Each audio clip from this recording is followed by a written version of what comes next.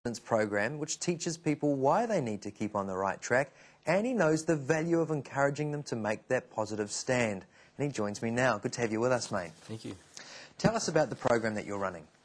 The Absolute Abstinence program is a 7-week program that involves 5 weeks of education. The education includes identity, sex education, relationship education, and also parent education. It also concludes the program with a ring ceremony on the 7th week, where all the young people come together after their graduation and celebrate what they have achieved in that 7-week period. Why did you guys feel there was a need to start a specific program to help teenagers say no?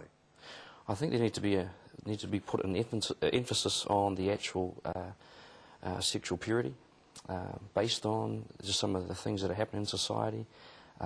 It's a fundamental in churches, abstaining from sex until marriage, and we found that there was a lack of knowledge and a lack of education being brought to our children, to our young people, about sex and about other important life decisions that they have to make, choosing relationships, friendships.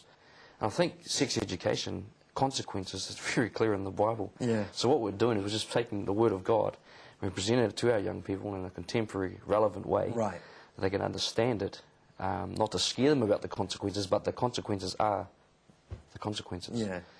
And young people need to be encouraged, make the right choice. Are they not getting it at home or at school? I think there are a lot of families that are definitely trying to bring their children up in a positive way. But then again, looking at the media and the influence of certain things, they're not getting the right information. Right. Seems to be a breakdown. And so I suppose that's where we're coming through there, in that breakdown, and saying, well, you've heard of one option, have you ever heard of this option? Right. And that it actually is achievable, livable, you know, and the outcomes are great. Now, we're going to talk in depth about some of the things that you actually look at in this program, right. But we've got some footage of the program that you run, so we'll take a look at that now and come back to it. Thank you. Tell the world, tell you what's going on. All right. I'm a breakthrough for my generation. The Absolute Abstinence program is all about young teens. It's us making a stand and taking a vow against sex before marriage. Not only that, but also drugs and alcohol. And we just have a big special ceremony night for us. We receive a ring, and that symbolises our stand, makes it really special for us. And yeah, and it's for virgins and secondary virgins, just holding until the day they get married, and yeah, and then also waiting for our future husbands. You may now put the ring on your finger. The Absolute Abstinence program is really different because with abstinence you have a 100% guarantee if you do the program fully. With at school we have conceptions like condoms, which is a little piece of rubber basically, that pretty much lies your future, what could happen to you in one night. So yeah, it's a full guarantee with Absolute Abstinence. I think it's great, you know, being in the Absolute Abstinence program. We do meet each other first through the friendship and really get to build on that. And it's huge because, you know, nowadays young people are just matching up and shacking up, and it's really important, I think, for young people to get this Absolute Abstinence into them, because, you know, that's the partner for life, that's the person you're going to marry. And it's so important to build your friendship first, so you know who you're going to end up with one day. I look for a godly man, someone that has the same values as me.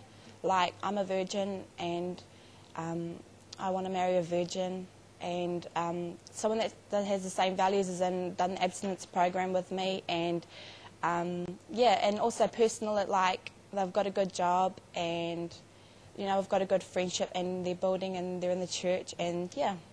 Absolute abstinence, it's not like the norm in schools, it really isn't.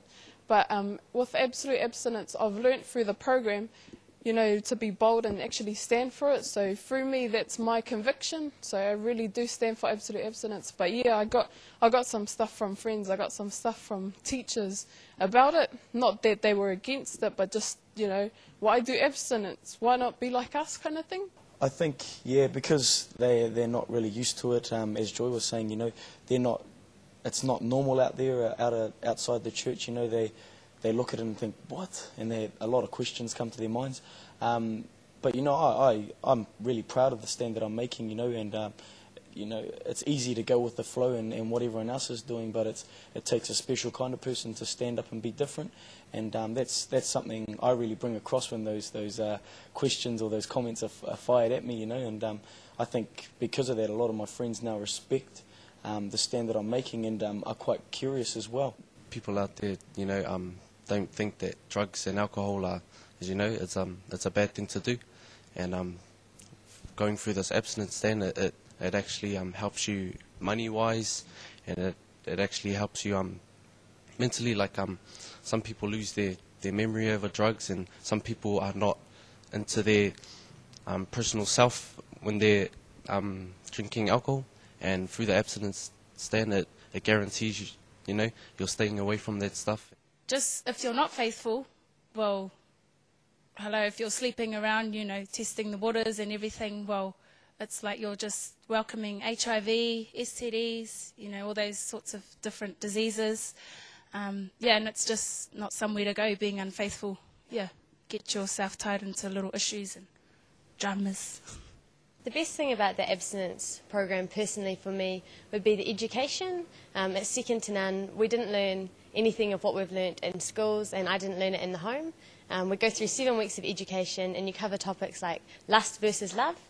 Just as a girl, it's really good for you to know when you've got like potential suitors, just to be able to discern in a man if he's just into you for lust or if it's really built on love.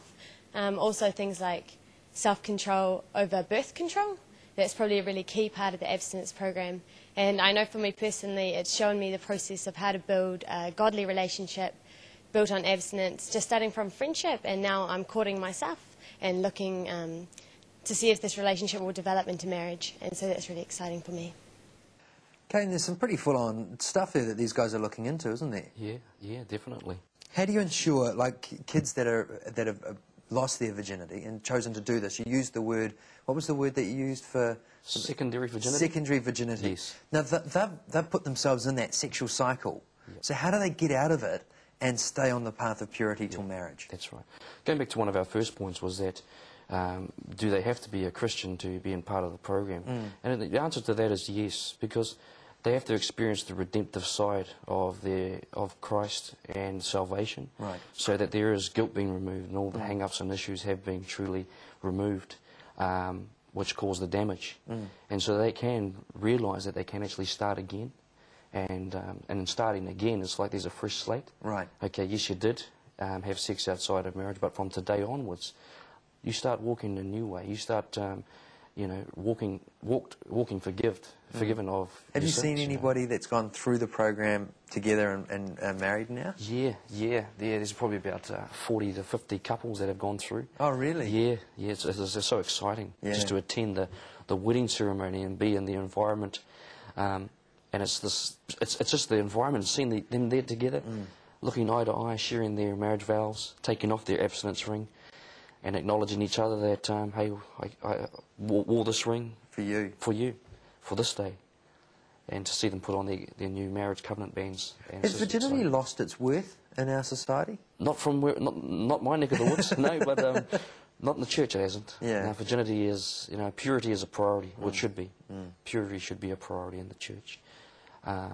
There's a lot of flack. They obviously have to... Here on End Zone, John Terrace with his report from the recent Prison Fellowship Conference in Wellington and a story of healing from West Africa. We'll be back soon.